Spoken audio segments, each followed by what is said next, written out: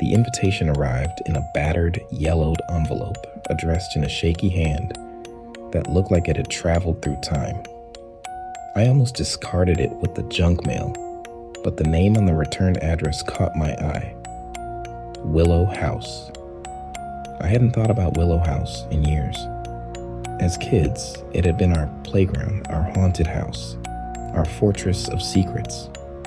But time has a way of dulling even the sharpest memories, and Willow House had faded into the background of my mind, a relic of a long-gone childhood. I opened the envelope with trembling hands. Inside was a single piece of parchment, the ink smudged and barely legible. The message was brief. Come back to Willow House. We need to finish what we started. L. I read it 3 times before the meaning sank in. L. Leah, my childhood friend, the leader of our little gang, the one who had always been fearless, always leading us into trouble and adventure. I found myself calling the others almost instinctively. Surprisingly, they all remembered Willow House as vividly as I did, and the same curiosity burned in their voices.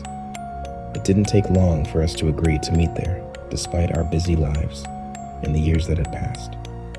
As I packed a small bag for the trip, a sense of dread settled over me.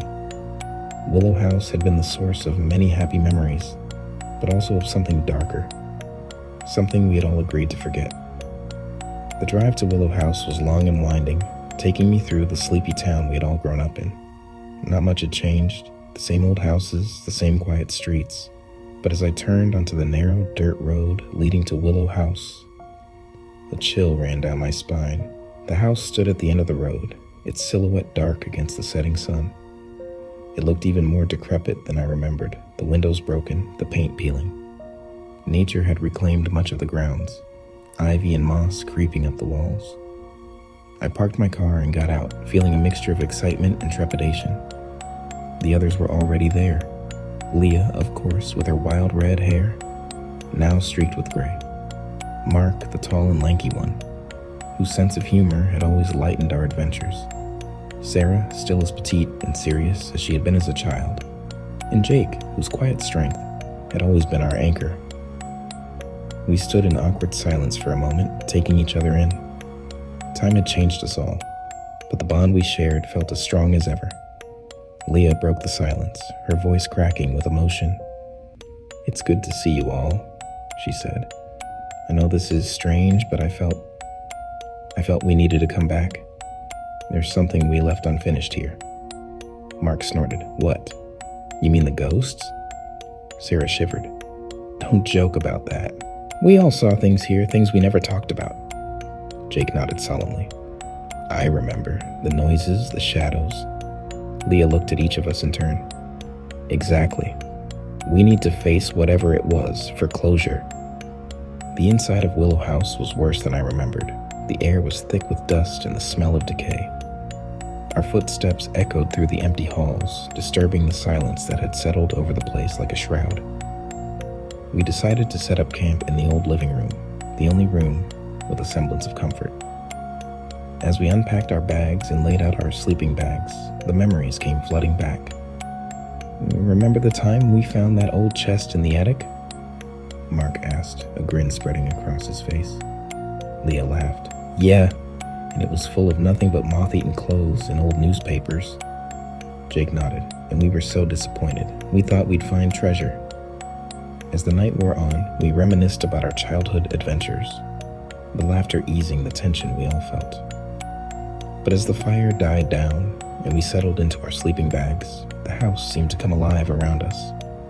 The creaking of the floorboards, the whisper of the wind through the broken windows, the distant sound of something scurrying in the walls. It all felt too familiar, too real. I lay awake, staring at the dark ceiling, my mind racing. What had we seen here all those years ago? Shadows that moved on their own, whispers in the dark, a sense of being watched. As a child, it had been thrilling, but now as an adult, it was terrifying. Just as I was drifting off to sleep, I heard it, a low, mournful wail echoing through the halls. I sat up, my heart pounding. The others were awake too, their eyes wide with fear. "Did you hear that?" Sarah whispered. Leah nodded, her face pale. It's starting. The next morning, we decided to explore the house, hoping to find some rational explanation for the noises. We split into pairs, each taking a different part of the house. Leah and I took the basement, while Mark and Sarah explored the attic, and Jake stayed on the ground floor, keeping an eye on our base camp. The basement was dark and damp, the air heavy with mold and rot. We moved cautiously, our flashlights cutting through the gloom. The memories came rushing back. This was where we had found the old trunk, where we had first heard the whispers. We searched every corner, but found nothing unusual, just old furniture, broken tools, and the remains of some small animals. But the sense of unease grew stronger, the air thick with something unseen. Upstairs, Mark and Sarah had found a collection of old photographs and letters, dating back to the early 1900s. They brought them down to the living room, spreading them out on the floor. "Look at this," Mark said, holding up a photograph. It showed a family, mother, father, and 2 children standing in front of Willow House.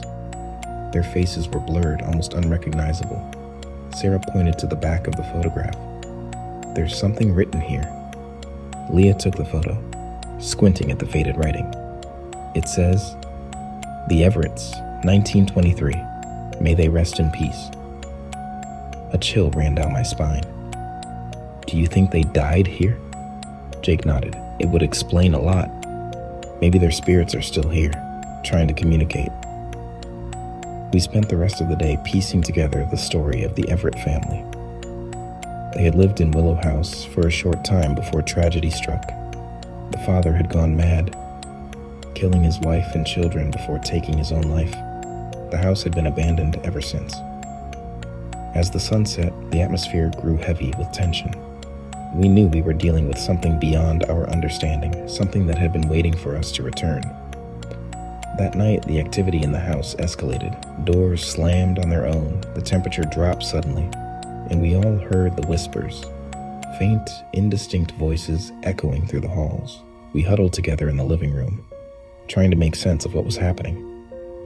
"We need to do something," Leah said, her voice trembling. "We need to communicate with them, find out what they want." Mark shook his head. "Are you crazy? We should get out of here now." Jake stood up, his expression determined. "No, Leah's right. We came here for a reason. We need to see this through." Sarah nodded. "I agree. We can't leave now, not after everything we've seen." Reluctantly, Mark agreed, and we began to make plans for a seance. We found an old wooden table and set it up in the center of the living room, placing candles around the room to provide some light. Leah took the lead, her hands steady, despite the fear in her eyes. "Everyone, join hands," she instructed. "Close your eyes and focus on the spirits of the Everett family. Ask them to come forward, to communicate with us."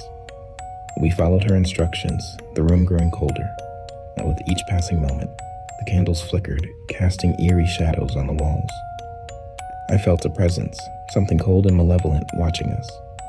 "Spirits of the Everett family," Leah intoned, her voice strong. "We seek to understand your pain. We seek to help you find peace. Please, speak to us." For a moment there was nothing. Then the table began to shake, the candles flickering wildly. The whispers grew louder, more distinct, filling the room with their mournful tones. "We are here," a voice said, clear and unmistakable. "We are trapped. Help us." The voice sent chills down my spine. It was a woman's voice, filled with sorrow and desperation. We held our breath, waiting for more. "How can we help you?" Leah asked, her voice steady. "Free us," the voice replied. "Destroy the house. Burn it to the ground." The table shook violently, the candles extinguishing in a sudden gust of wind. We sat in darkness, the air thick with tension. Slowly, we released each other's hands, lighting the candles again. "Did that really just happen?" Mark asked, his voice shaking. Jake nodded. "It did. We need to do as they asked." Sarah looked around the room, her eyes wide with fear. "But how? The house is huge. We can't just set it on fire." Leah stood up, her expression determined. "We can. If you would like more stories like these, please like and subscribe.